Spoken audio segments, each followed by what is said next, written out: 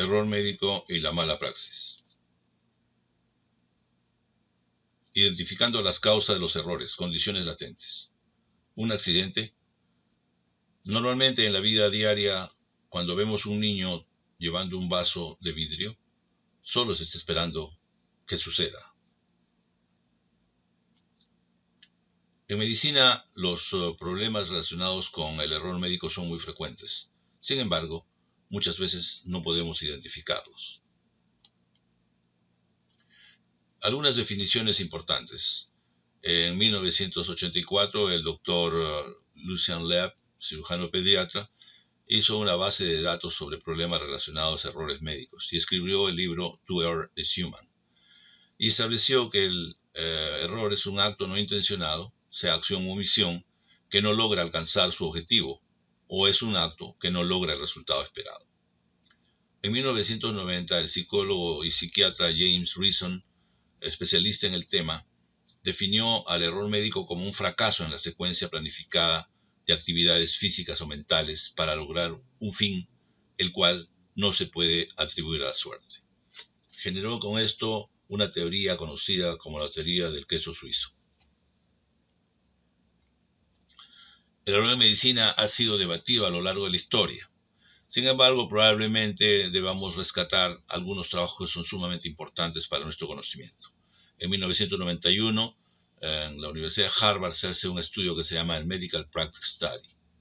En 1994, el Dr. Leeb escribe el libro Error in Medicine. Y en el año 2000, el Instituto Médico de los Estados Unidos escribe un importante documento conocido como Error is Human, Building a Safer Health System. De hecho, la medicina ha logrado a lo largo de la historia evaluar los temas vinculados a los problemas que generalmente producen lesiones o daños en el manejo clínico de los pacientes. La teoría del queso suizo establece a manera de factores la posibilidad de que en un queso que generalmente tiene situaciones que producen burbujas que generalmente son al azar. Sin embargo, de acuerdo a Reason, hay la posibilidad de que estos factores se puedan juntar en uno solo y producirse a lo largo del proceso de la visual una visión directa. Cuando ustedes observan un trabajo de alto riesgo, podrán considerar que existen muchos factores que tienen que estar vinculados a la seguridad con la cual estos se desarrollan.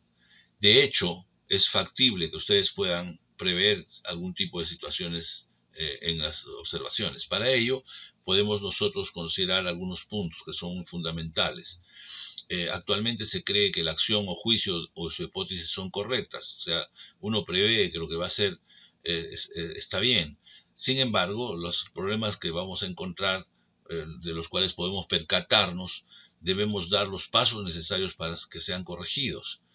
Pero no siempre podemos llegar a resolver los problemas y estos se convierten en irreparables. Y el único beneficio es la prevención de los errores. De hecho, entonces la medicina moderna debe basarse en general en tener un médico que tenga las consideraciones necesarias, que dependa de los exámenes que le puedan servir de base para establecer sus procesos. Debe confiar en su juicio clínico, de hecho, para poder tener una sólida base respecto a lo que va a tratar de realizar. Y debe dedicar el tiempo necesario a sus pacientes para que estos puedan ser previstos en la medida de las posibilidades, y debe profundizar sus conocimientos. De hecho, de esta manera la medicina moderna estaría exonerada de procesos. Sin embargo, si a todos estos procesos le damos una significancia negativa, indudablemente tenemos la alta posibilidad de que los errores se produzcan y podamos ver los malos resultados en el ejercicio clínico. Como pueden observar ustedes, aquí hay una serie de procesos que indudablemente no se pueden considerar de carácter seguro. Es posible que en la mínima falla de alguno de estos factores se produzcan los daños necesarios.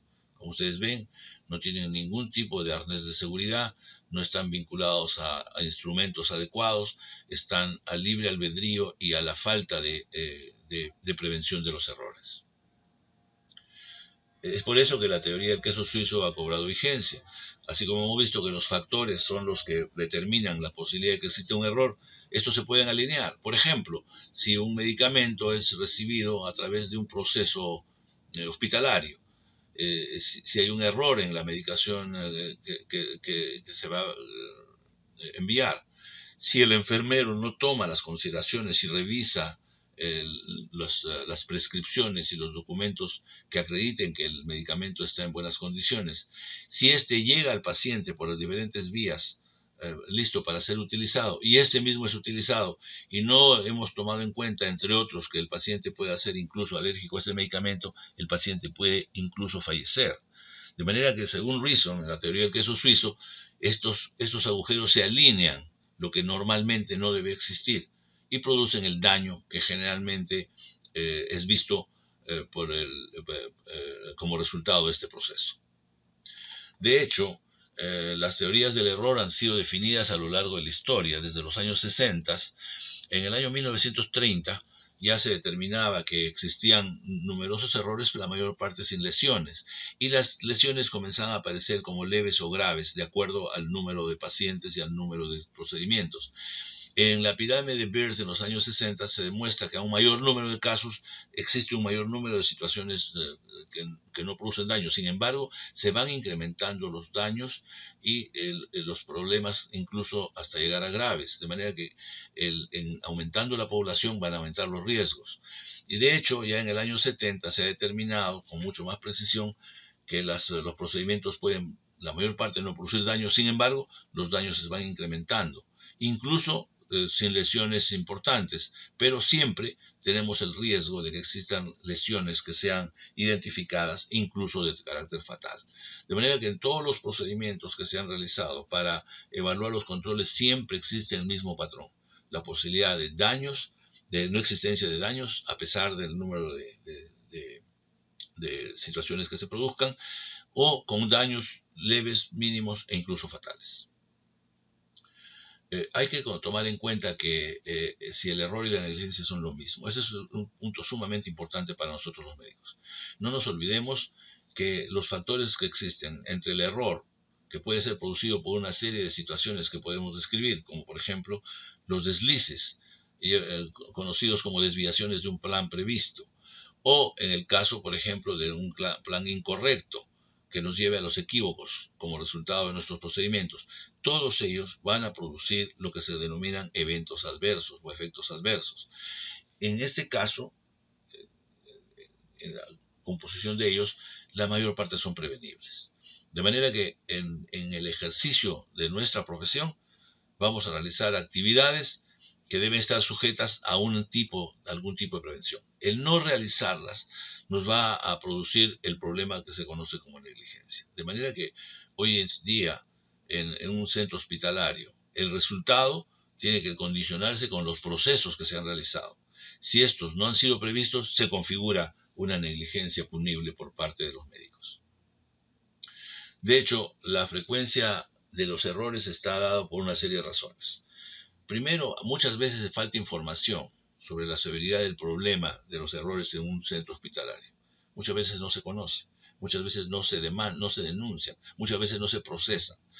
El segundo punto es que muchos creen que el error no es parte de la actividad diaria. La mayor parte de médicos pensamos que somos inmunes a los errores. Muchos estudiantes de medicina nunca piensan en la posibilidad que puedan tener problemas en su ejercicio profesional.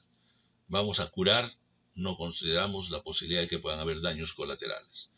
También hay una tendencia natural a minimizar el problema. Pocos médicos reconocen y se enfrentan al error de una manera positiva. Generalmente no son aceptados en la comunidad médica y tampoco por el propio profesional. De manera que todo esto nos abre las fronteras y nos hace vulnerables a que podamos cometer errores por la falta de la previsión que necesitamos. De hecho, existen una serie de conceptos que ustedes ya conocen. Por ejemplo, los eventos iatrogénicos, los eventos adversos que van a ocurrir siempre al hacer contacto los medicamentos o los tratamientos con las enfermedades de los pacientes. La mayor parte de los eventos adversos no son previsibles. Y hay situaciones denominadas errores que también pueden ser o no previsibles.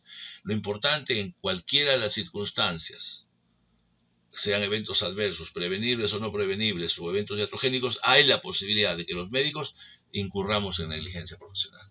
De manera que hay que tener muchísimo cuidado para hacer las actividades que nos competen dentro de un marco de seguridad. Por lo tanto, el no realizarlo configura de una manera directa el concepto de negligencia. De hecho, podemos preguntarnos qué tan riesgosos son los cuidados de la salud. Miren, les vamos a hacer un ejemplo. El doctor Liev hizo una propuesta que me parece muy interesante.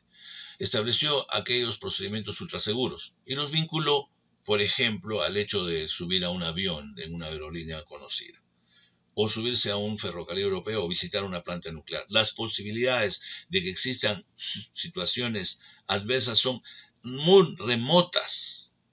Miren ustedes, todos los días salen cientos, miles de vuelos a nivel mundial y solo se caen 1 o 2 aviones máximo a la semana o al mes. Son casi imperceptibles.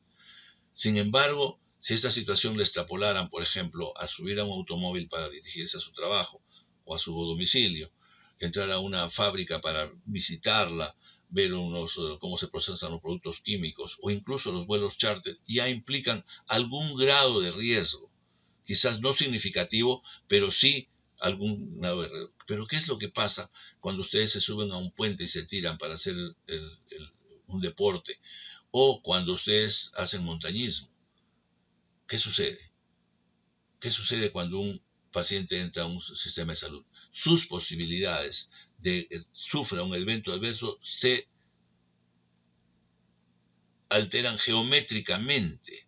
De manera que es posible en el 10, en el 100% de los casos que exista algún caso de posibilidad que tengamos un evento adverso, ya sea por los cuidados médicos, ya sea por una caída inesperada o por una lesión que se produzca en estos deportes de aventura. De manera que, como ustedes pueden ver, los problemas relacionados con los cuidados de la salud son peligrosos.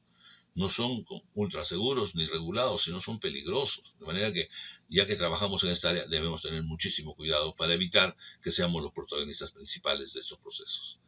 De hecho, ya se sabe que en la industria de la aviación aeroespacial, en la aviación comercial y en la industria nuclear existen 4 fundamentos que son muy importantes. El primero es la seguridad del reporte.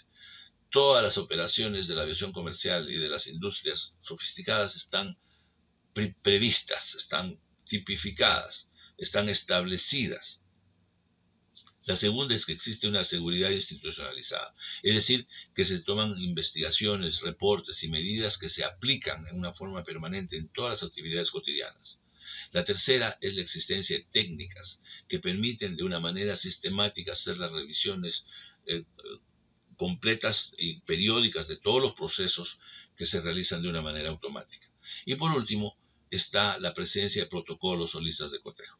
De manera que cuando ustedes suben a un vuelo comercial, ustedes van a ver que inmediatamente entran personal especializado con sus listas de chequeo y chequean cada una de los focos o de los indicadores que se tienen en un avión.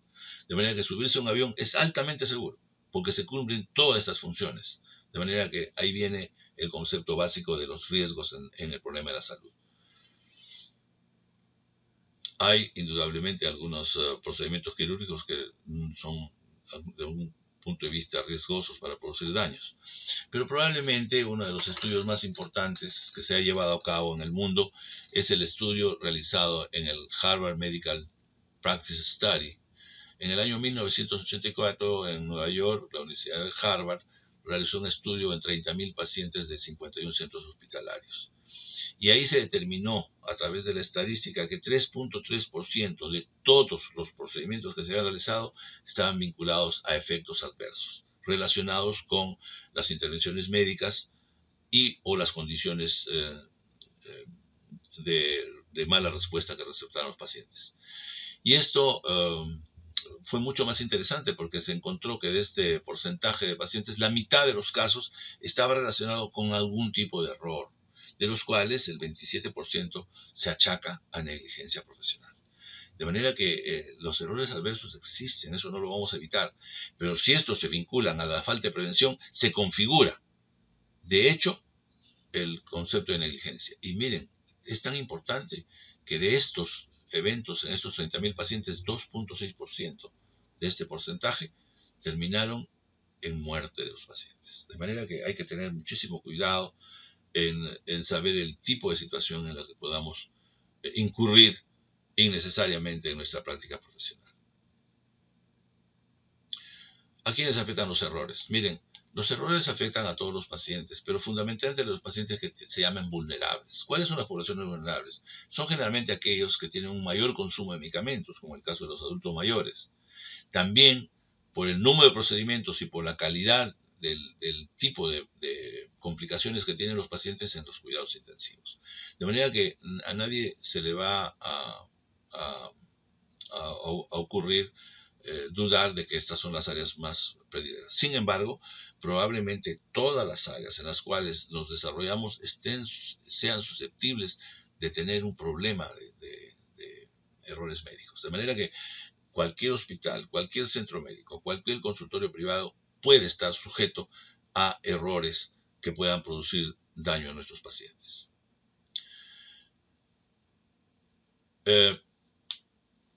¿Cuáles son las causas más frecuentes? Existen muchas causas, pero no hay un estudio sistemático que hayamos podido relevar. Sin embargo, están relacionadas con la falta de conocimiento y la expertise de algunos médicos. También hay que tomar en cuenta el medio donde se desempeña el profesional, las áreas quirúrgicas o las emergencias que no tengan los insumos necesarios. También la organización de las estructuras. Una buena organización de la estructura garantiza un buen funcionamiento. Otro tema importantísimo vinculado con el médico es el tema de la fatiga. La fatiga está vinculada evidentemente a los trabajos desmedidos que los médicos deben realizar para alcanzar las remuneraciones aceptables. De manera que muchos médicos trabajan más de 150 horas semanales en un trabajo y le dan el doble del tiempo para trabajos complementarios en clínicas privadas o en los mismos hospitales. También debemos considerar otro punto importante de la mala comunicación interpersonal con el resto del personal de los pacientes. También debemos tomar en cuenta que los procesos de información no siempre son adecuados y a veces, en algunos casos, existen tomas de decisiones que no están fundamentadas. Estas sí están vinculadas altamente con el concepto de negligencia que vamos a revisar posteriormente. ¿Cómo identificamos las causas del error? Generalmente se pueden hacer a través de las pesquisas que se realizan. Si un error se produce, hay que ver cuáles son las posibles causas. En el ejemplo que hemos conocido de un fármaco de origen industrial, un bario industrial que fue introducido para hacer estudios digestivos en un hospital de la Seguridad Social, se estableció de que fue todo un proceso. El que hizo la adquisición, el que internó los medicamentos, los que proveyeron los medicamentos a los pacientes y los resultados fueron indudablemente detectados. De manera que una vez realizados los problemas, tenemos posibilidad de identificarlos. La pregunta es cómo podíamos modificar esa situación que genera humillación, vergüenza, miedo y culpa por parte de los médicos. Primero creo que hay que tener una actitud crítica y tomar la responsabilidad de los pacientes en la medida de que estos errores se pueden deber a la posición de ellos y contrastarla con la situación de los médicos que generalmente tienen una tendencia natural a esconder los errores. De manera que muchas veces estos errores no se pueden prever en el futuro porque no se han manejado adecuadamente. De manera que hay que analizar a través de una serie de actividades estratégicas que se deban realizar en los hospitales para que los errores sean identificados, sean manejados adecuadamente, evitando en lo posible el daño secundario a los propios médicos. De manera que sin el ánimo de que los procesos no sean evaluados y sancionados adecuadamente o manejados adecuadamente, deban realizarse estas funciones de una manera sistemática. Ya para esto se han establecido desde el año 2002 en la 55 Asamblea Mundial de Salud resoluciones que comprometían a los médicos y a los sistemas para la seguridad de los pacientes. en el año, en octubre del año 2004, el Perú se comprometió a ser miembro de estas actividades, de manera que desde esa fecha se vienen desarrollando programas nacionales para la seguridad de los pacientes que se aplican en cada una de las instituciones y que tienen por objeto, evidentemente, despertar la atención sanitaria para dar un manejo integral basado en la calidad. Y esto sabemos que definitivamente es la mejor forma de evitar los errores, dando una calidad de asistencia prestacional que debemos dar a nuestros pacientes. El Colegio Médico en el año 2008 participó a propósito del caso de una elección de una pierna no deseada operada en un hospital de la Seguridad Social a esta lista de chequeo de seguridad segura, que fue ratificada y que actualmente se cumple en todos los hospitales. También se han desarrollado otras campañas, todas ellas orientadas a que los servicios públicos y privados den la mejor calidad posible de atención, reduciendo al máximo los eventos adversos que se den como consecuencia de los procedimientos médicos o quirúrgicos que se realicen, utilizando, entre otros, las listas de chequeo para la cirugía segura. Esto ya ha sido plenamente establecido y, como ustedes podrán apreciar, en todos los hospitales los médicos tienen suficiente información y se realizan y se ejecutan estas labores de una manera adecuada.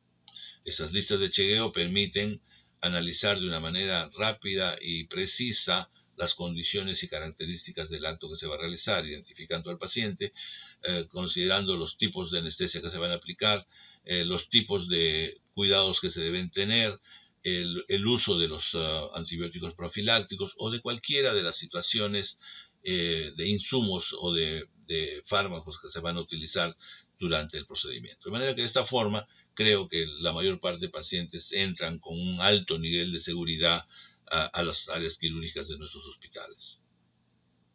Esto indudablemente tiene que ver mucho con la capacidad organizativa del hospital, con la conciencia que tengan los médicos de las posibilidades de que existan errores, en la necesidad que los procedimientos sean verificados antes de entrar a una cirugía compleja y verificar que todos los insumos y posibilidades de error puedan ser previstas. No se olviden que han habido situaciones sumamente críticas y que en la mayor parte de casos obedecen a situaciones con graves resultados que pueden ser detectados, que pueden ser publicitados. De manera que no es infrecuente que se realicen graves situaciones fundamentalmente orientadas en la verificación del paciente, del tipo de lesión, del lugar de la lesión, del grado de la lesión y de las condiciones que vamos a tener para resolver estos problemas. En muchas oportunidades el número de personas, de personal médico y de auxiliares de profesionales de la salud que están alrededor de los actos profesionales nos van a dar resultados que muchas veces no pueden ser manejados adecuadamente. No se olviden que los medios de comunicación habladas y escritas generalmente tienen una tendencia muchas veces no reflexiva respecto a las denuncias que realizan los pacientes. De manera que muchas veces son los medios, fundamentalmente los escritos y visuales, los que se encargan de maximizar algunos problemas que se suscitan en el ejercicio de los médicos. Otro tema que debemos recordar con mucha precisión son las reacciones adversas medicamentosas. Una reacción adversa medicamentosa se define como una respuesta a un medicamento que es nociva y no intencionada y que se produce con dosis normalmente utilizadas en los pacientes cuando se usan con fines profilácticos, diagnósticos o terapéuticos, o cualquier caso para modificar una función biológica. Miren, el estudio que se realizó en el 1998 en los Estados Unidos mostró que las reacciones adversas medicamentosas ocupaban el 4º puesto en la morbimortalidad de los pacientes. De manera que no ignoro las implicancias que pueda tener esto. Sin embargo, por primera vez apareció el problema de las iatrogenias que se producían en hospitales norteamericanos, mostraban una presencia permanente de estos problemas. De manera que hay que tomar en cuenta que estas reacciones adversas se van a producir, aunque no querramos. De manera que hay que ver en qué medida los médicos estamos comprometidos en caso de que no tomemos las previsiones necesarias. De hecho, hay algunos eximentes de responsabilidad profesional. Hay situaciones que son casos fortuitos que no podemos controlar de ninguna forma. Son estados de necesidad que a veces son imposibles de manejar, pero muchas veces existe causa de la culpa del paciente o del familiar, que generalmente son demandas injustificadas que debemos hacer frente en algunos casos. También se pueden considerar en el caso médico a terceros que participan en el acto profesional y en los cuales nosotros no podemos responsabilizarnos, no podemos responder. También hay limitaciones de las propias de la medicina, hay nuevas enfermedades emergentes, complicaciones a veces que no son previstas usualmente, respuestas inadecuadas del organismo de los pacientes. También está tomado en cuenta, por ejemplo, el fracaso de tratamientos. Nosotros no tenemos a veces la capacidad de curar a todos los pacientes. Las complicaciones a veces obedecen a una serie de situaciones que no podemos manejar o prever. Pero también debemos considerar la posibilidad de algunos errores excusables que puedan ser justificados por alguna razón más allá de nuestros deseos, o la prescripción de la acción.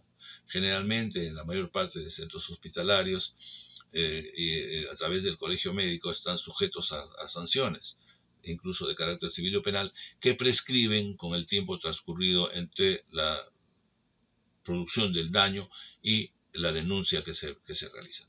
Generalmente, después de 5 años, los casos en general prescriben y que ya no son imputables al médico.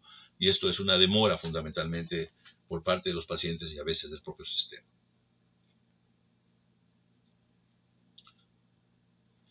Otro tema importante que deben ustedes tomar en cuenta son la responsabilidad profesional, lo que se llaman los casos fortuitos. Y estos se definen como todo acontecimiento que no ha podido preverse o que previsto no se ha podido evitar. De manera que estos casos que son imprevisibles, que no se pueden advertir con suficiente anticipación que van a sufrir, que son inevitables porque es superior a lo que tenemos para poder nosotros contrarrestar los problemas, que son actuales, es decir, que son reales, no son eventuales, sino son reales, existen. Y generalmente todos estos casos son de carácter inimputable. ¿Por qué? Porque no tenemos una responsabilidad determinada que esté vinculada a la voluntad del supuesto deudor. De manera que los casos fortuitos son un gran número de casos que se ven en la práctica diaria y que hay que saberlos definir y diferenciar de los casos vinculados a negligencias profesionales. Miren, han pasado más de 2500 años desde que Hipócrates estableció en su égida médica el concepto más antiguo y más importante de todos, primum non nocere, que quiere decir primero no dañar. De manera que está vigente este problema hasta ahora. Por lo tanto, tomemos algunas conclusiones. Miren, siempre van a haber complicaciones. Errar es humano, es parte de nuestro proceso. Lo que quiere decir que ser brillante o cuidadoso no es suficiente. Hay que tomar en cuenta otros procesos para prevenir. Los errores médicos no necesariamente producen la muerte de los pacientes. Esto es muy importante, porque gracias a Dios, muchas veces los errores médicos no son, terminan en algún tipo de lesión. De manera que esto es algo que, no digo que sea aceptable, pero que es algo que sucede. Los errores médicos son fundamentalmente prevenibles. De manera que no descartemos la posibilidad que tenemos de que podamos siempre prever las situaciones que nosotros vamos a esperar en determinadas situaciones. Y también debemos evolucionar de una cultura de la culpa, a de buscar la culpa responsable, a una cultura de la seguridad, que eso es la cultura de la previsión. Todo acto humano, cada píldora que ustedes receten, cada procedimiento que realicen está supeditado a una respuesta inadecuada, que puede ser considerado como un error y puede también ser considerado como una negligencia si ustedes no han advertido al paciente, no han previsto el hecho o no han tomado las consideraciones necesarias. De manera que el error siempre va a existir. Está en nosotros evitar que se produzcan y en todo caso debemos saber cómo manejar y mitigar los problemas vinculados a las situaciones inesperadas que dañan a nuestros pacientes. Vamos a revisar unas cuantas palabras sobre la responsabilidad profesional del médico y la malpraxis. Ya en los códigos de Hammurabi, 1700 años antes de Cristo, estaban establecidos en piedra los derechos de los pacientes. Y aquí se cumple lo que se llama el rol regulador del Estado. Y se puede, a través de esta descripción, si el cirujano ha realizado una incisión profunda en el cuerpo de un hombre libre y a consecuencia de ello le ha causado la muerte, o se introdujo el carbunclo en el ojo destruyéndolo, se le deberán cortar las manos. Como ustedes ven, es una respuesta del Estado frente a las posibles situaciones que el médico pueda producir en el ejercicio de su profesión. En cambio, la autorregulación se produce, por ejemplo, en el Código Internacional de Ética Médica de la Asamblea de la Asociación Médica Mundial en el 1949, que establece con claridad que el médico tiene la obligación de preservar la vida. El médico debe a sus pacientes todos los recursos, su ciencia y su lealtad. Si un examen médico o tratamiento sobrepasa su capacidad, llamar a otro médico calificado. El médico debe guardar absoluto secreto, incluso después de la muerte del paciente. El médico debe prestar atención de urgencia como deber humanitario. De alguna manera, esto nos regula, nos autorregula, nos pone al día en el hecho de las medidas que se deben tomar para evitar los problemas que se puedan suscitar.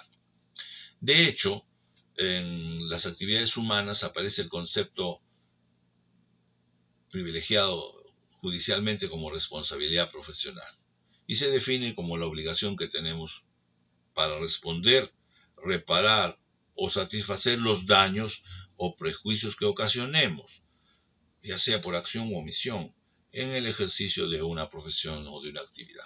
De manera que la responsabilidad la tenemos todos los días, en todo acto humano que realicemos. No nos olvidemos que en el caso de la medicina está regulada en nuestro país porque la salud es un bien jurídico tutelado y está a cargo del Estado su regulación y su aplicación se hace a través de los diferentes sistemas que tenemos para los efectos de la prestación de los servicios. Y asimismo estamos sujetos a través del derecho de las diferentes situaciones vinculadas a sus efectores, como en el caso del Poder Judicial, el Ministerio Público, la Fiscalía de la Nación, el Poder Judicial y a través de ellos del Instituto de Medicina Legal. De manera que las funciones de los médicos están amparadas por el Estado y sancionadas por él mismo a través de sus organismos vigentes.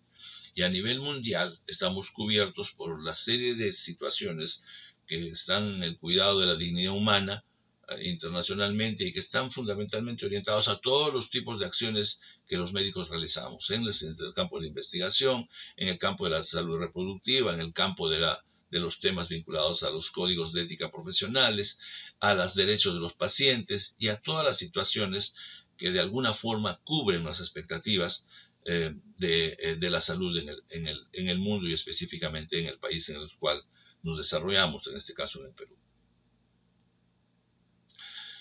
De acuerdo a las responsabilidades médicas se generan dos tipos de responsabilidad, la personal y la institucional. La personal es la que se orienta al resarcimiento civil y esto se establece en el Código Civil, por el cual los hechos que produzcan daño están sujetas a las reparaciones civiles pecuniarias por parte de las personas. El Estado asume, en el caso penal, las acciones civiles que las toman los propios usuarios. En el caso penal, el Estado, en salvaguarda de la salud, establece un juicio contra aquellos infractores que produzcan daños o lesiones. En el caso de la medicina, tanto civil como penal, se suma la parte administrativa de cada una de las organizaciones y a la que se añade el concepto ético. De manera que en la forma personal tenemos una responsabilidad civil, un penal y administrativa y ética que se abren cuando ameritan los casos necesarios. De manera que es un dolor de cabeza tremendo tener que lidiar con todos estos estamentos. Por parte del fuero institucional, sabemos ahora, y es un hecho bastante importante, que el Estado asume un rol coprotagónico.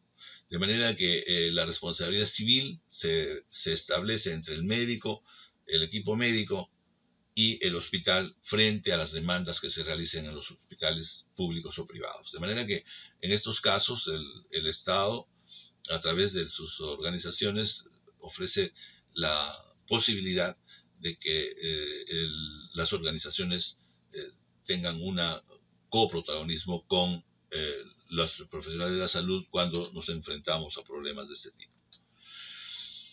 También debemos considerar que hay dos tipos de responsabilidades de acuerdo a la técnica quirúrgica. Una es la contractual y otra es la extracontractual. Contractual viene de contrato. No se olviden que toda actividad que se realiza entre seres humanos establece un contrato, que en el caso de la medicina es tácito, porque basta que uno acuda a un médico para que se establezca un grado de responsabilidad de acuerdo a la técnica, y que puede dar generalmente a acciones legales, porque es una relación entre clientes, teóricamente. Y la extracontractual es aquella que se produce sin contrato previo y que es excepcional en el campo del médico, que se puede ver en algunos casos de emergencia. Existen casos de enfermedades emergentes, de situaciones no previstas o de casos fortuitos que no siempre generan acción legal. De manera que ustedes deben tener mucho cuidado para poder tipificar los resultados iatrogénicos que se puedan producir en su ejercicio profesional cuando estos no están previstos en un contrato o algún tipo de convenio teórico entre las dos partes. La praxis médica. La praxis médica es el ejercicio profesional. Está fundamentado en el conocimiento que tenemos, que hemos adquirido formalmente y que utilizamos en la práctica profesional. Es el buen, correcto sentido de la atención profesional que brindamos. La mala praxis, para tener alguna relación con este término previo, la malpraxis o con negligencia médica es un término griego que se adaptó en los países anglosajones y que en inglés se establece como malpractice, que en inglés significa en español mala práctica, de manera que no hay mucha diferencia entre el origen griego, la adaptación inglesa y la respuesta nuestra. A lo que sí se entiende es que en el medio cotidiano es un equivalente a negligencia médica, de manera que en el contexto de la responsabilidad, la negligencia médica o la malpraxis son partes del mismo eje. La malpraxis, llamémosla negligencia médica en los términos jurídicos, es la omisión de parte del médico de prestar adecuadamente los servicios a que está obligado en su relación profesional. Omisiones que pueden dar por resultado un cierto perjuicio de este. De manera que acá se configura más o menos el término general, que ustedes deben minimizar y diferenciarlo de lo que se llama iatrogenia. Iatrogenia viene del griego iatros, que quiere decir médico, relacionado con la curación, y el de genos, origen, y que se relaciona al daño que se produce en la salud de los pacientes producido por el médico o por los procedimientos que va a realizar, que incluye a veces medios diagnósticos, terapéuticos e incluso personal de salud que participa en este hecho. Lo que sí es verdad es que todo el proceso es el resultado, que puede ser malo o no precisamente malo, de manera que todo lo que se vincule al tratamiento es iatrogénico. No lo confundan con negligencia profesional. Algunas iatrogenias podrían obedecer a situaciones negligentes o no, de manera que debemos tener mucho cuidado en ese sentido. De hecho, para que ustedes puedan constituir un problema de malpraxis, tienen que tener estos 4 elementos. Primero, que exista un hecho dañoso, es decir, cuando alguien realice un acto que pueda producir el daño, un acto quirúrgico, el uso de anestésico, el uso de un fármaco, etcétera, etcétera. El segundo punto fundamental es el que exista un daño real y patente de cualquier tipo, físico, moral, lucro cesante, lo que fuera. Es decir, que produzca una situación que pueda ser constatada en ese sentido. El tercero es el principio de causalidad, que tiene que haber una relación entre el hecho que se haya realizado y el resultado. De manera que si ustedes tienen esos dos principios vinculados en la causalidad, se configura un acto negligente. Si no, no. Y el último punto, sumamente importante, relacionado con el conocimiento, las destrezas, las habilidades, es las reglas. El no ceñirse a las reglas establecidas por los pares o por las instituciones científicas o académicas. De manera que para que uno configure malpraxis tiene que tener estos 4 elementos: el hecho dañoso, el daño producido el principio de causalidad y el ceñirse a las reglas. El no ceñirse es una actividad que produce malpraxis.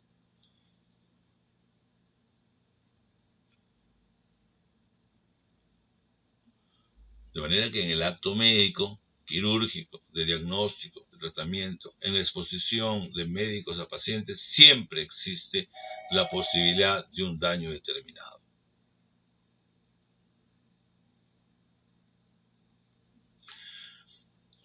Otro problema son las demandas por malpraxis. Aquí tienen que tener mucho cuidado. Son una combinación frecuente de las malas relaciones que se establecen entre el médico y el paciente, y en donde participan un paciente conflictivo o una familia conflictiva. Y evidentemente la mecha de este proceso es el mal resultado médico. De manera que no siempre el paciente está de acuerdo con los resultados, y eso genera indudablemente una respuesta que depende de la relación médico-paciente. De manera que en lo general no vamos a evitar los malos resultados. Lo que podemos mejorar es la relación con nuestros pacientes. Un buen consentimiento informado, un respeto a sus ideas, un respeto a sus más importantes deseos, una previsión sobre los actos que pudieran ser dañinos como consecuencia del acto que vamos a realizar, son las garantías de que las demandas por mala praxis no sean tan frecuentes ni tan contundentes. Otro concepto que tenemos que tomar en cuenta es conceptos que son fundamentalmente jurídicos y que están vinculados con la negligencia profesional a través de sus tres grandes partes, lo que se llama el concepto de culpa. La culpa se define como un defecto de la conducta, debido a la voluntad o del intelecto positivo o negativo, que es comisión o omisión, para evitar o prever un daño. Es el incumplimiento de las obligaciones y deberes preexistentes que pueden causar daño. El mejor ejemplo es cuando ustedes salen a manejar un automóvil. Cuando uno manejando un automóvil comete un atropello no deseado, no previsto, se denominaría culpa, pues son daños culposos. El médico, al intentar curar a su paciente, puede producir un daño. Eso se denomina culpa. Son lesiones culposas, daño culposo. Es culpa para la jerga jurídica. Esta culpa médica se puede desmenuzar en cuatro tipos de problemas. El primero es la impericia. Segundo, la imprudencia. Tercero, la negligencia médica propiamente dicha. Y la violación de los deberes o reglamentos del cargo. De manera que todo esto puede configurar las siguientes situaciones. Impericia. ¿Qué es la impericia? La falta de pericia. Es la incapacidad técnico-científica para una función, fundamentalmente por la falta de habilidad requerida.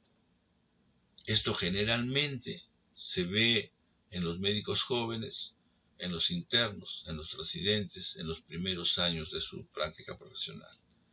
Muchas veces configuran ignorancias inexcusables, de manera que para ello ustedes deben estar durante estos periodos, tratar de cumplir en la medida de lo posible, de ver todos los procesos, de conocer todos los procesos, de revisar todos los procesos, de revisar las normas técnicas, de revisar los reglamentos, de revisar las normas y las leyes.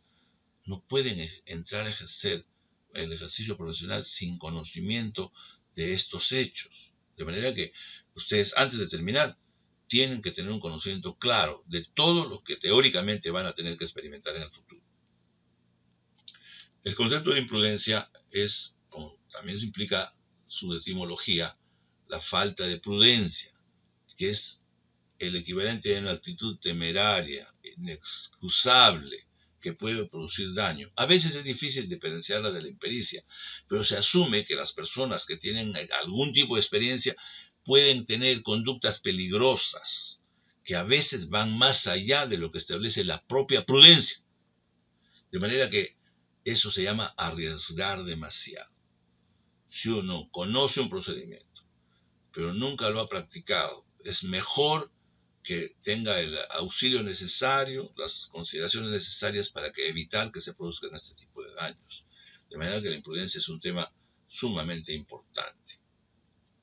Y el concepto de negligencia, que viene del término latín neglillo, que quiere decir descuido, o negligencia, que quiere decir dejar pasar, es el descuido u omisión de postergar una determinada actuación sin causa justificada.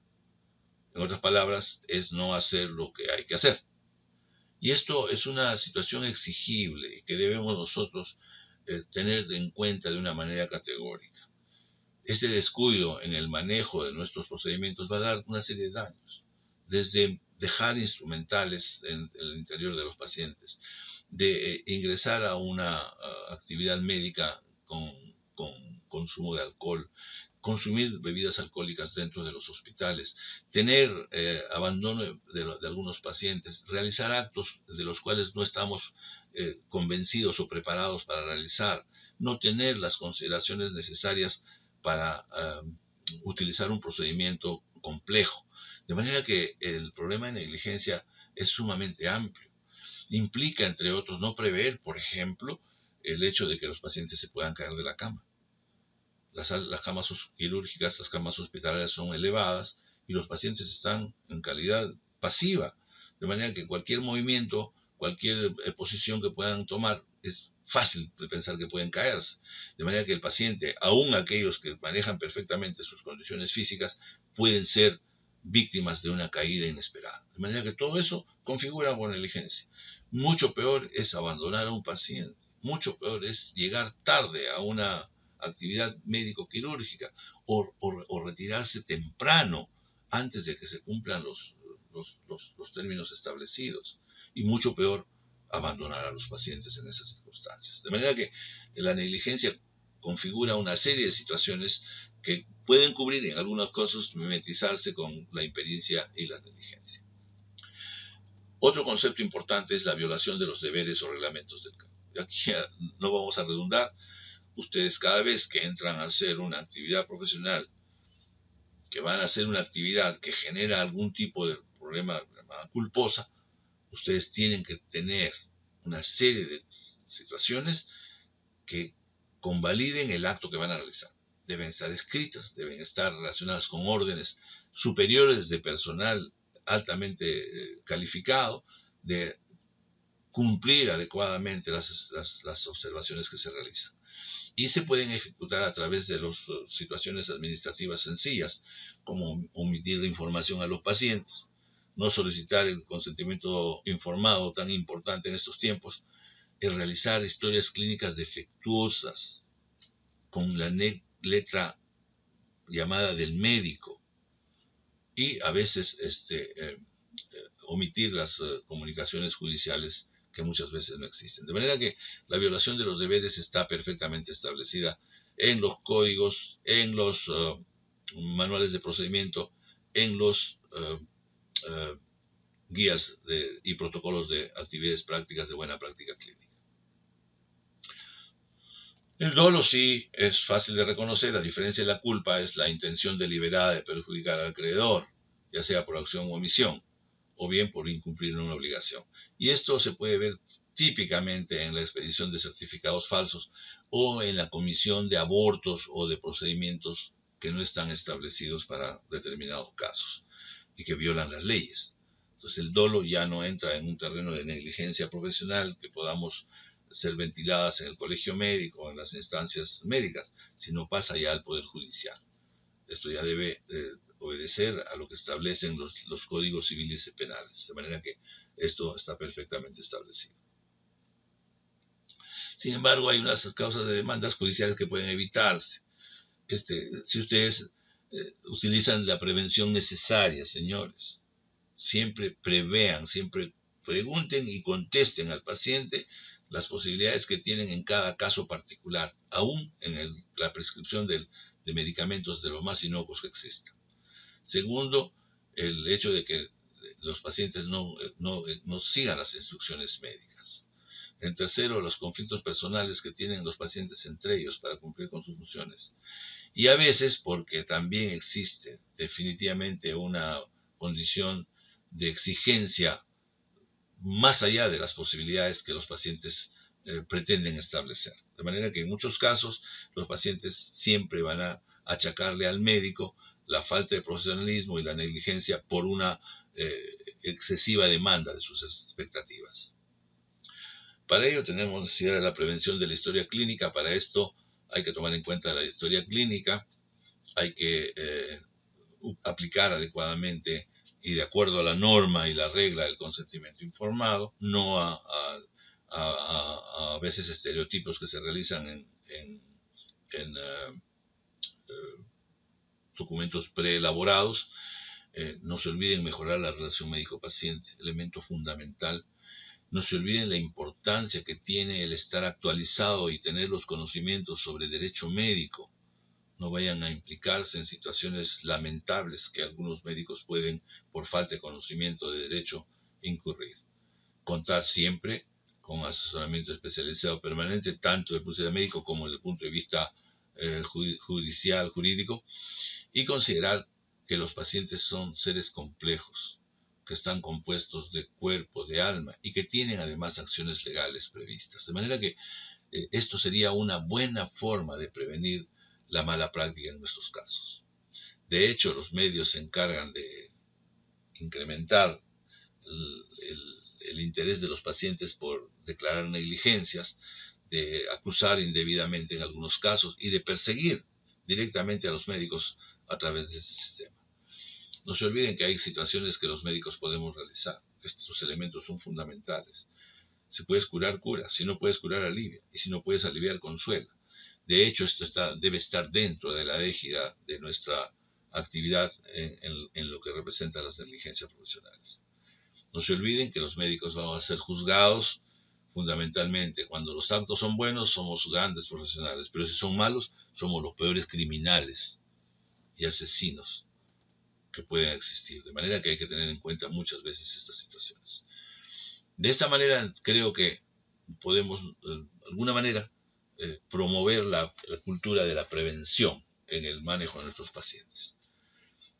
Ya hay casos especiales, pueden ver ustedes en los periódicos que se presentan agresiones graves contra los médicos, que se traducen en agresiones muchas veces físicas, intentando muchas veces la posibilidad incluso de producir daños en nuestros médicos.